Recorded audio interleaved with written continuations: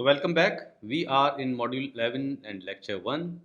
So here we'll be talking about the treatment of the wastewater which is generated from the pharmaceutical industries. So the topics covered in this lecture are on the introduction to the pharmaceutical industries, and then we'll talk about the type of the pharmaceuticals that are present in the today's world. We will also talk about a very important term which may be generated because of the abuse of the pharmaceuticals that we use as the antibiotic resistance genes. So they are also known as ARGs. And then we'll talk about what are the roots of these ARGs into the environment. We'll also talk about the roots of the pharmaceutical contaminants, that is species, in the environment. And later we'll talk about what are the environmental impacts of the pharmaceuticals if they go into the various components of the environment. We will also talk about the groundwater concentrations of the various PPCPs. Here PPCPs means pharmaceutical and personal care products which are reported globally. Similarly, the target PPCPs in the wastewater treatment plants in different countries. So the Indian pharmaceutical industry is the third largest industry in the world by volume, and it is also the 14th largest industry in terms of its value. So the major segments of the pharmaceutical industries in India, so they manufacture generic drugs. So these generic drugs are the drugs which are cheap in nature and they contain the basic salts as the salts which are there in the branded drugs. So they are quite economical in nature. So that's why these drugs are produced for the people who cannot afford the costly drugs. And similarly, there can be a lot of manufacture of the OTC medicines, that is the medicines that we can buy without any prescriptions. Similarly, we are having the active pharmaceutical ingredients or the bulk drugs produced, the vaccines are produced. Then we have the contract research and manufacturing. Similarly, we have biosimilars and biologics. So these are the major segments of the pharmaceutical industries, and India has the second highest number of the US Food and Drug Administration approved plant, which is outside the US. And India accounts for nearly 60% of the global vaccine production, and it contributes to nearly 40 to 70% of the WHO demand for diphtheria, tetanus, and DPT and BCG vaccines. And similarly, it also meets 90% of the WHO demand for the measles vaccines. So India is one of the largest provider of the generic drugs globally. So that's why the lot of countries they depend on India for the manufacture of the generic drugs. Similarly, India also produces a very economical pharmaceuticals for the treatment of HIV/AIDS, and that's why it is one of the greatest success stories in medicine for India. And similarly, India is also one of the biggest suppliers of low cost vaccines in the world, and because of the low price and high quality, so Indian medicines are preferred worldwide. That's why it's right to say that the India is the pharmacy of the world. So then we can have different type of pharmaceuticals which are produced from the pharmaceutical manufacturing units. For example, we can have analgesics. These analgesic drugs are simply known as analgesic, or so they are the pain reliever or they are also the painkiller. And these drugs basically they are used for the pain management.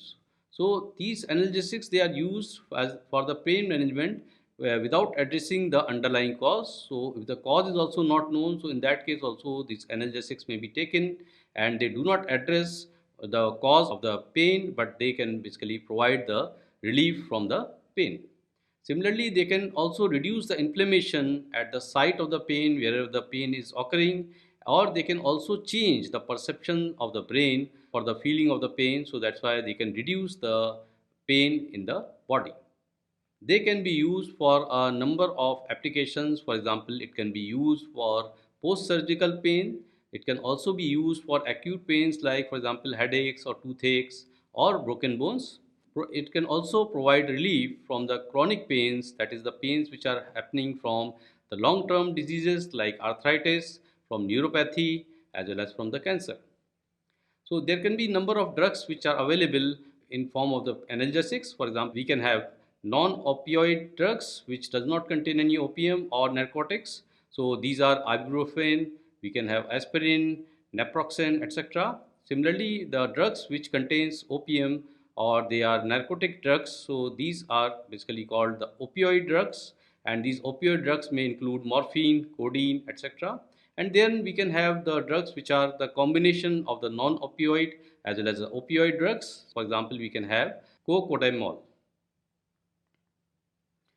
So the antibiotics are the next form of the drugs that are commonly used. For example, these drugs are mainly used for fighting against the bacterial infections. So these drugs may be made from the naturally occurring substances as well as they can be made from the synthetic substances. So these antibiotics they provide the resistance against the bacterial infection. So these antibiotics they can provide relief against the bacterial infection, and these antibiotics may be effective against specific type of bacteria, so they are used for the limited type of bacterial infections, whereas there can be other antibiotics which can have a large spectrum antibiotics which can be used for a wide range of the bacteria, and they can basically provide relief against a number of the bacterial infections in the body. There can be different type of antibiotics. For example, we can put it into 6 different groups, which includes penicillins, it includes cephalosporins, it includes aminoglycosides, tetracyclines, macrolides, and fluoroquinolones. Then the another category of the drugs is the antidepressants, and these antidepressants, as the name suggests, so it is used for providing the treatment for the depressed patient, or basically it provide the medicines for the mood lifting, or they basically act against the depression causing agents. So this basically may be grouped into 3 main groups. So we can have tricyclics, we can have monoamine oxidase inhibitors, or we can also have selective serotonin reuptake inhibitors, where the serotonin is basically known as a mood lifting agent. So then we can have antidiarrheals. These antidiarrheal drugs are basically used from the relief from the diarrhea, and basically these drugs they act on the body in a very simple way, that is they slow down the contractions of the bowel muscles. So that's why the contents so they are propelled very slowly, and that's where basically they provide the relief against the diarrhea. Similarly, we can have antiemetics, which are known for the treating nausea as well as the vomiting. And antifungals, they can be used against the fungal infections, and these fungal infections may affect our hairs or skins, nails, or the mucous membranes. So they can provide the treatment against the fungus that is growing in these parts. So then we can have the another group of the pharmaceutical which is known as the antihistamines. They counteract the effect of the histamine, and this histamine is responsible for the allergic reactions in the body. So these drugs are used in case of the allergic reactions. Then we can have anti-hypersensitives, so which are used for lowering down the blood pressure. So these type of anti-hypersensitives, so they include the diuretics, they can include the beta blockers, they can include the calcium channel blockers, they can include angiostensin converting enzymes, that is ACE inhibitors, and they include centrally acting hypersensitives or sympatholytics. Then we can have the anti-inflammatories. So these drugs they reduce the inflammation. So they reduce the swelling. Basically, they reduce the redness that is caused because of the inflammation. They reduce the heat that is produced from the inflammation, and they increase the blood flow towards the infected part. And then basically it can also be used in a number of long-term non-infective diseases such as rheumatoid arthritis or in the treatment of the gout. Then there can be drugs known as antineoplastics, which are known for the fighting cancer. So they are used for the treatment of the cancer. So these are called antineoplastics drugs. Similarly, we can have antipsychotics drugs which are used for the treatment of the severe psychiatric disorders, and these drugs are also known as the major tranquilizers. And then we can have antipyretics which are used for reducing the fevers. We can have antivirals which are used for treating the viral infection inside the body, and they can provide the protection against the infections such as influenza. And then there can be the drugs which are called beta blockers. So these beta blockers are basically the drugs which can reduce the oxygen need of the heart so that the heartbeat rate can be reduced. So it provides the less basically load on the heart. So in case of the patients which are suffering from the cardiac diseases, so they are mostly given beta blockers so that the load on the heart can be reduced. Then we can have vitamins. So vitamins are required for our body in very very small quantities. These vitamins we can get from our food also, that is whatever the normal diet we take. So in that the vitamins may be present, but people who take inadequate diets or basically who are having the problem of the digestive tract or basically they are having the liver disorders, they may need to take these vitamins as a supplementary vitamins. So there the vitamins basically may be given in form of either liquid or in form of the tablets or basically capsules. Similarly, we can have antacids, and these antacids they provide relief against the indigestion and the heartburn, which basically may occur because of the stomach acid. So the acid reflux that is caused because of the acid in the stomach, which is produced during the digestion process. So that may lead to the indigestion and the heartburn. So we provide antacids so that this acids which is there, which can be neutralized by antacids. Similarly, we can have anti-anxiety drugs which suppresses the anxiety and they relax the muscles also. So they are sometimes called anxiolytics or they are called sedatives or they are also known as the minor tranquilizers. For example, we have talked about the antidepressants, so they are called the major tranquilizers. So these anti-anxiety drugs basically are the minor tranquilizers. Similarly, we have drugs called antiarrhythmics. So these drugs are used for controlling the irregularities of the heartbeat. So the patients which are suffering from different cases of the irregular heartbeats, so their heartbeat basically is not normal. So in that case, this antiarrhythmics may be given to the patient for making the heartbeat regular. So then we can have the anticoagulants or thrombolytics. For example, the anticoagulants are given to the patients who are suffering from the blood clotting. So these drugs or the thrombolytics, so they can help dissolving and dispersing the blood clots which has formed inside the body. So it is prescribed for the patient which are having the arterial or venous thrombosis. So in that case, whatever the blood clots have been formed, so they can be basically be used for dissolving those. And anticoagulants basically are needed so that they can prevent the blood from clotting. Whereas anticonvulsants are also used for the treatment of the epileptic seizures, so they can be treated by using anticonvulsant drug. Similarly, we can have the drugs for antibacterials which treats the infections due to bacteria. So these are some of the drugs that are generally used for the treatment of the living organisms. We can see here that there is a different market for these type of drugs. For example, nearly 60% of the market basically is occupied by anti-infective drugs.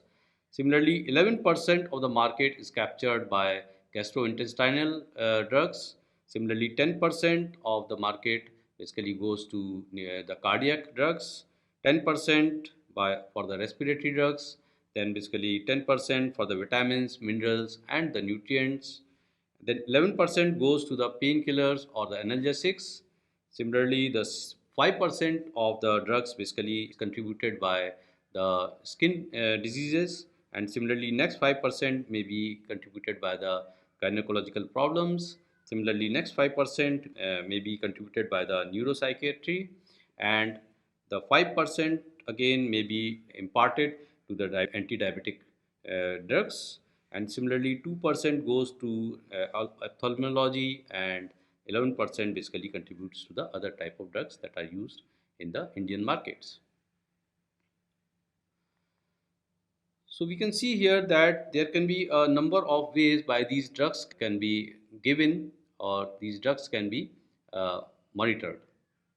So they can be basically given by the oral route. For example, we can have number of tablets, capsules, or the basically we can say the thin films, the medicated gums, granules, and then solutions or suspensions, the emulsions or sprays. So they all basically contribute towards the oral route of the drug administration.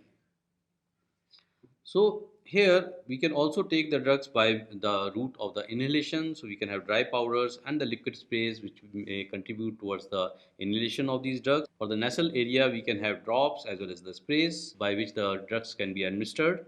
Similarly, for the ear also, we can have different routes, for example, topical or intratympanic or intracochlear. Similarly, for the ocular, that is, we can have different type of solutions, emulsions, suspensions. For the eyes, we can have ointments, we can have contact lenses, several implants we can use for improving the eyesight, the inserts or intravitreal. Similarly, the topical or the transdermal route may be there, for example, when we are taking care of the skin or when we are fighting the skin diseases. So in that case, ointments, skins, lotion, gels, sprays, or patches basically can also be used. Similarly, we can have the application through the rectal or vaginal route also. And then we can have the number of injections that can be used for the intramuscular applications. We can have the injections for the subcutaneous applications. We can have the intravenous applications. We can have the intradermal applications depending upon where we are providing the injection in which area. So as these drugs, they are being produced in large quantity and they are also being used in large quantities by the population. So these drugs may find their way in different components of the environment. So this may lead to the development of the antibiotic resistant genes. Now these antibiotic resistant genes is caused due to the changes or mutations in the DNA of the bacteria, and these changes or mutations in the DNA may happen because they are exposed to these type of drugs. So with time basically they can mutate or their DNA may change and they can adapt those drugs, and slowly they become resistant to those drugs, and these antibiotic resistant genes can then be transferred either horizontally or vertically to the other bacteria. So this means that once these antibiotic resistant genes is developed in one of the bacteria, so then they can be transferred to the other bacteria also, either by the vertical route or through the horizontal routes. So that's why it is a very important concern that if these bacteria are developed which gets acclimatized or which gets resistant to the different type of antibiotics that we are producing, then these antibiotics will become useless and they cannot be used further for getting relief from such bacteria. So that's why these antibiotic resistance genes are also known as the emerging environmental contaminants.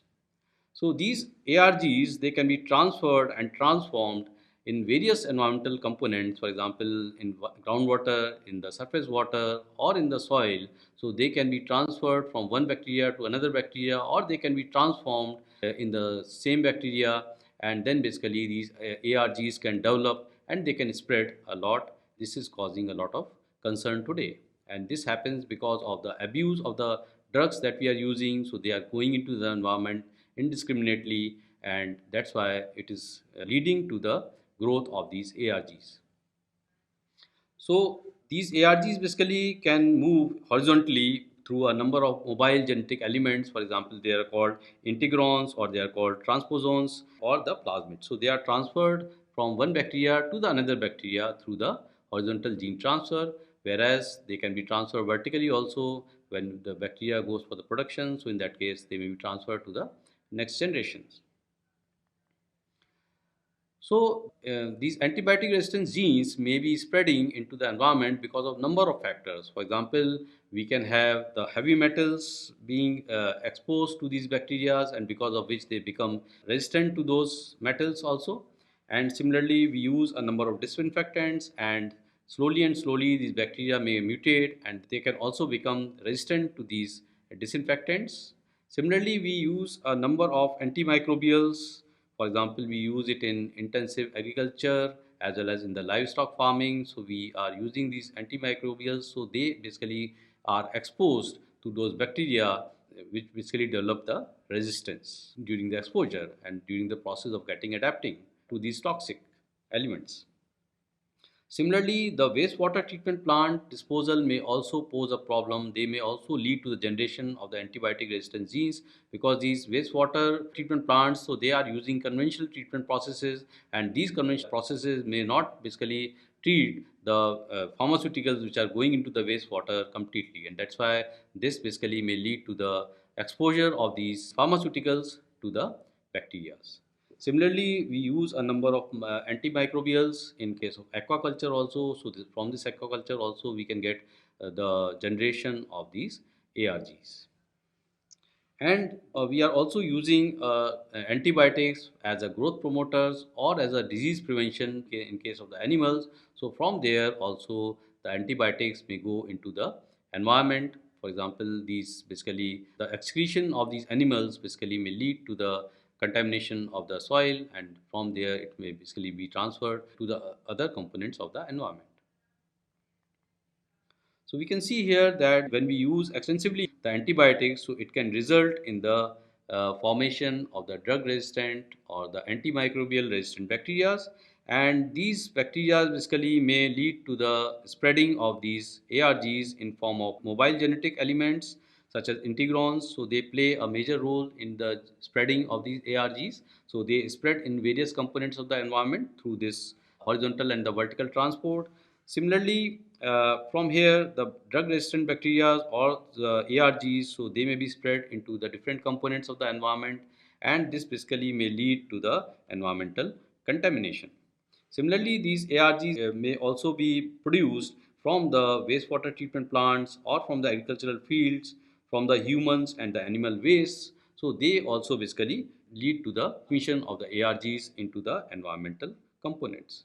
And then these ARGs basically they can come into the water or the wastewater that we are having. So these ARGs may be transferred into the water that we are drinking, because ultimately the wastewater, if it is not able to treat it, so they may ultimately go into the environment, and then basically it may come back to the humans as well as to the animals and plants also. So they pose a risk to the public health.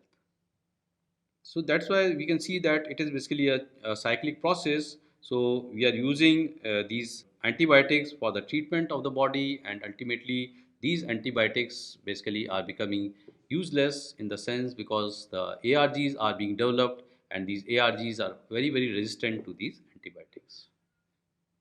So we can see here that the pharmaceuticals basically they can find their way from the hospitals and the domestic use. So where a lot of pharmaceuticals are used, so it is used in the hospitals also. It is basically used in the houses also. So from there, if we are going for the indiscriminate disposal of these drugs, for example, the drugs may basically become expire, and their improper disposal may find its way into the landfill sites, and these landfill sites, if they are non-engineered site, so they do not have any liners provided, so the leachate that is generated from these type of landfills, so this may result in the leakage, and this landfill leachate basically may leach into the groundwater, and this may contaminate the groundwater.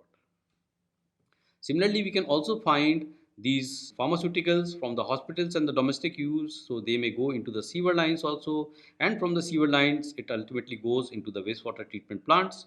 So in the wastewater treatment plants, as we are using the conventional processes, so it is possible that they may not be able to treat these pharmaceuticals completely, and they find their way into the surface water. Similarly, the sewer may also be leaking. So these leaking sewers may again lead to the contamination of the surface water. And similarly, we a number of drugs which are used for the animals, so they may find their way into the soil due to the excretion or the dead animals that basically go into the soil. So ultimately, when the soil is contaminated, so from the contaminated soil, the leaching may happen, and because of the leaching, these pharmaceuticals may find their way into the groundwater, and the groundwater is again connected to the surface water, so it may also lead to the contamination of the surface water. And once the surface water is contaminated, and we are using the surface water for as a source for our drinking purposes, so this basically will ultimately go into the water distribution, and this basically ultimately come back to the humans in basically the way that the water distribution, the water treatment plants also are not able to address these contaminants, and they are present in very small quantities also. So they find their way, they basically escape from the treatment process, and they may find their way, and ultimately it will come back to us in form of the drinking water. So there can be number of environmental impacts of the pharmaceuticals. For example, we know that the pharmaceutical compounds, so they are very beneficial to the modern society, because we are fighting with a number of diseases that has been caused by a number of our unhealthy practices. So these pharmaceuticals, they provide us relief against a number of these diseases. But it is also evident that the pharmaceutical industries, so they release very toxic contaminants in the environment. So either it can be directly released, or basically it can be released after some certain chemical modifications which happens during the manufacture of these pharmaceuticals. So the pharmaceutical industries, so they can generate a huge quantity of waste during the manufacturing process as well as the maintenance operations. And the pharmaceuticals has also been detected in the wastewater treatment plants, effluents, as well as in the drinking water sources, as we were just now talking that these basically the wastewater treatment plant or the drinking water sources, so they have not been designed for the treatment of such type of pharmaceuticals which are present in the water or the wastewater. So that's why it is possible that these plants may not treat these drugs efficiently and they find their way into the water.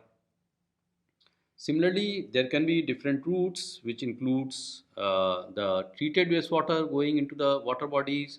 Similarly, the seepage from the landfill sites, the sewer lines, as well as the runoff from the agricultural and animal waste. So they also basically can lead to the induction of the pharmaceuticals into the environment.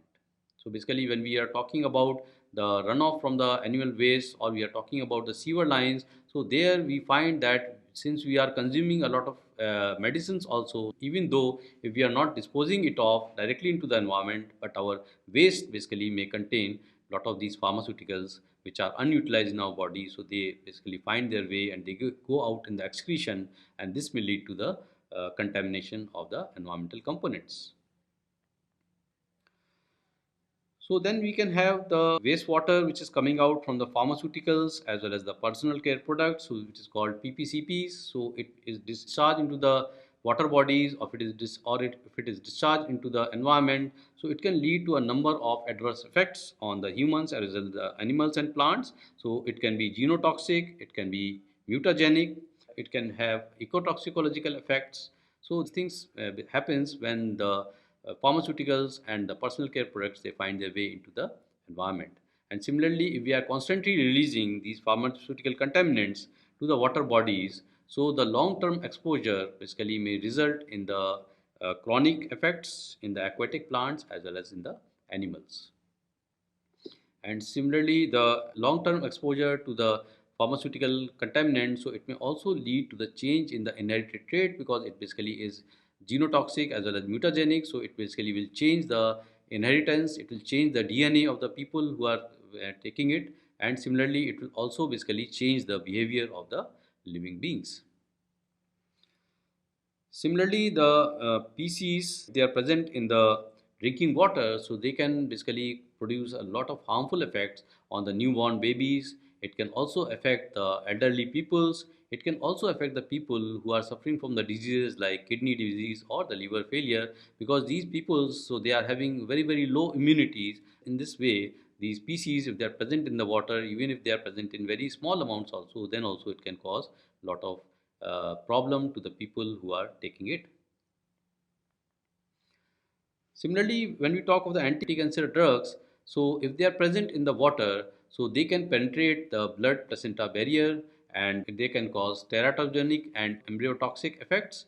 So that's why it is highly dangerous to the pregnant women because of their cytotoxic activities. So they can basically cause damage to the cells.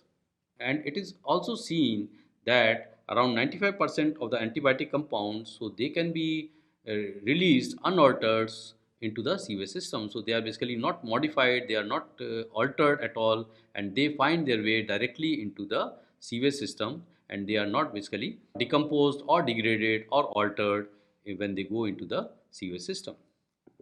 And higher concentrations of antibiotics, which basically is there, it can lead to the change in the microbial community also structure, because when we are having high concentration of antibiotics, so it may kill certain type of bacteria, and the microbial community basically may be harmed because of it, and ultimately it will also affect the food chain in the ecosystem.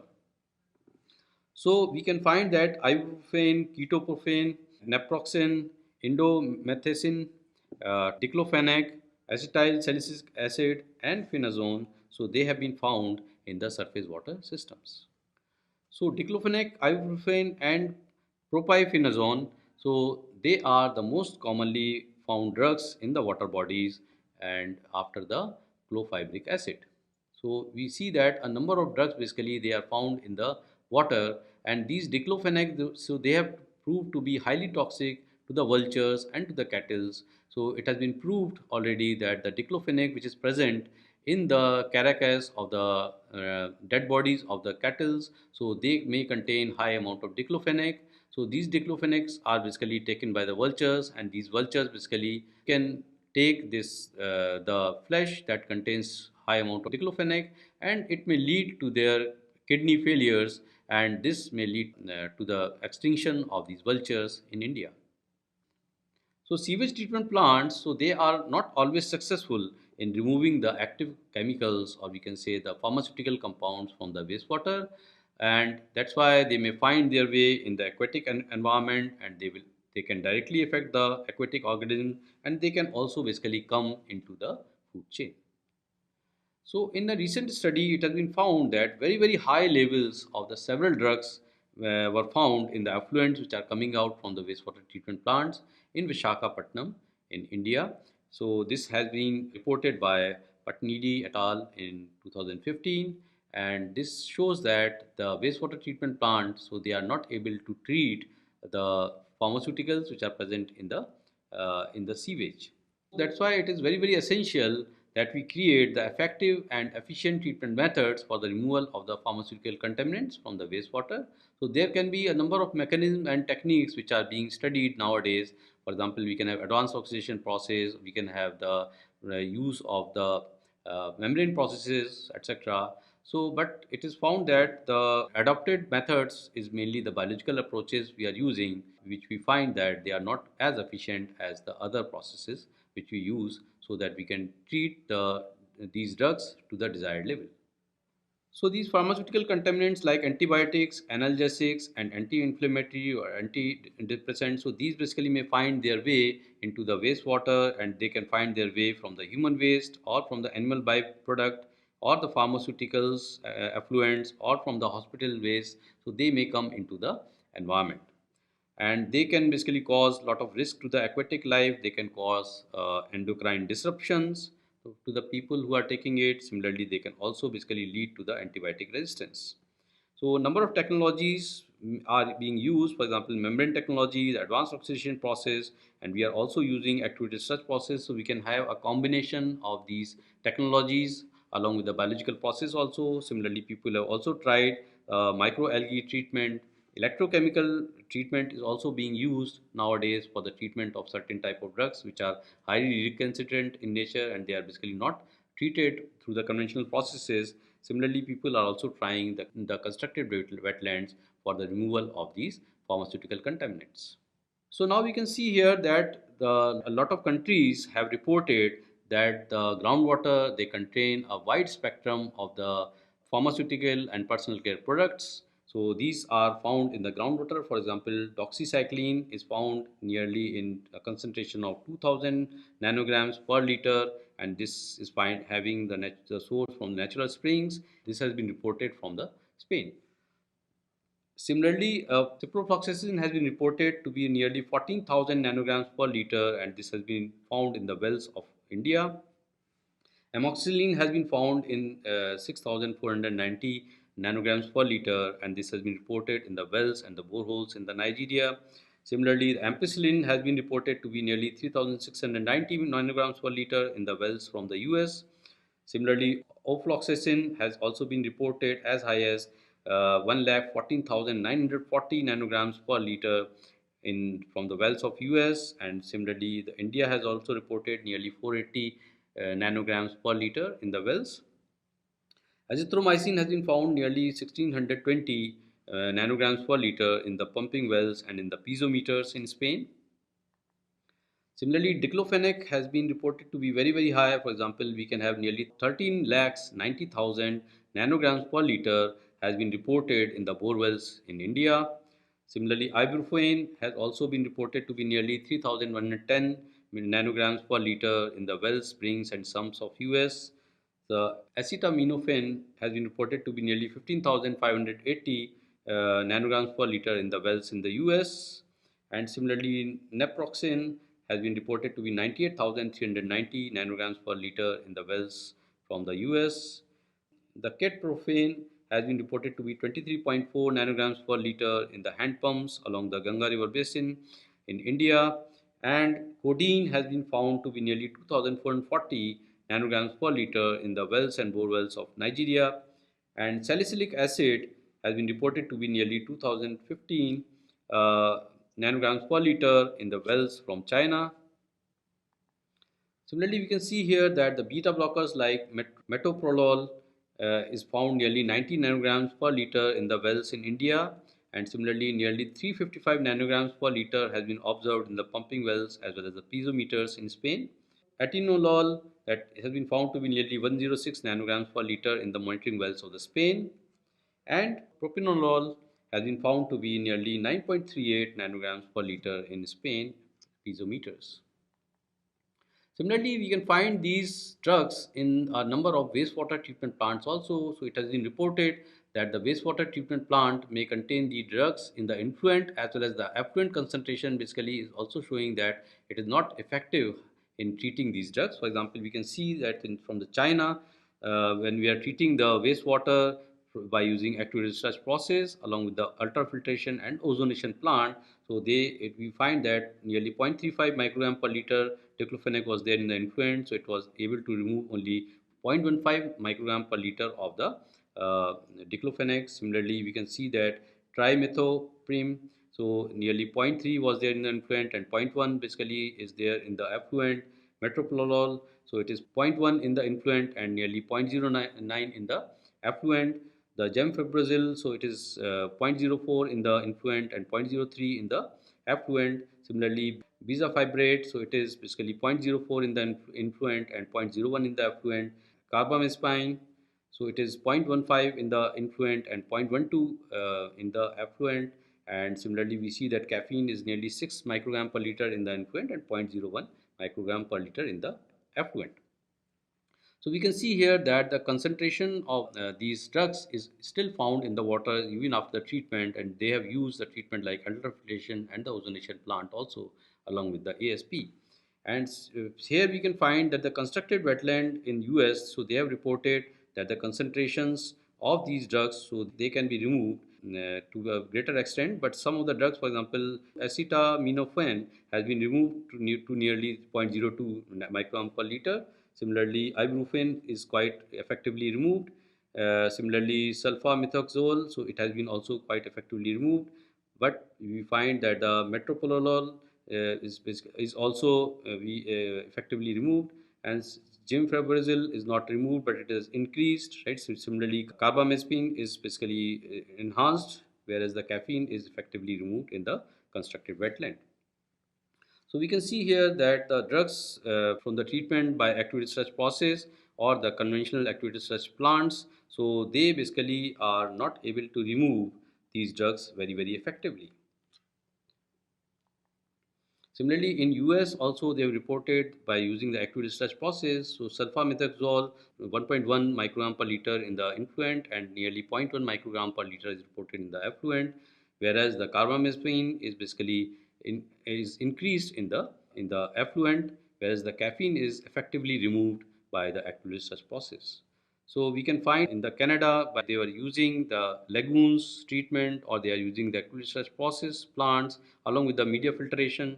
So the diclofenac has not been removed easily, whereas the ibuprofen has been removed effectively. Whereas gemfibrozil basically is basically nearly 50% is removed. Astron basically is also it is not effectively removed, and triclosan, so it is basically effectively removed from this process. So similarly, we find that in UK, the diclofenac has been effectively removed by using active research process and the sand filters, and we find that the sulfamethoxazole has been also removed, whereas the carbamazepine basically it has not been removed effectively. And in the Sweden also the similar reports have been received. For example, diclofenac has been reported to be increased in the effluent, whereas the ibuprofen is effectively removed, and estrone basically is also increased in the effluents, whereas the estradiol is also not effectively removed. And we see that in Italy, the astron basically is also not removed by the active research process. Estradiol basically is removed effectively in the active research. So these are the different reports where we see that it is possible that even after the treatment by using different conventional techniques, the drugs basically may come into the effluent, and these drugs they find their way into the water bodies and they may contaminate the aquatic environment. So we stop here today. We'll be talking about the manufacturing of these pharmaceuticals in our coming lectures, and we'll also talk about that what are the wastewater characteristics that will be generated by different type of manufacture of these pharmaceuticals. So these are the references that we have used for the preparation of this lecture. Thank you.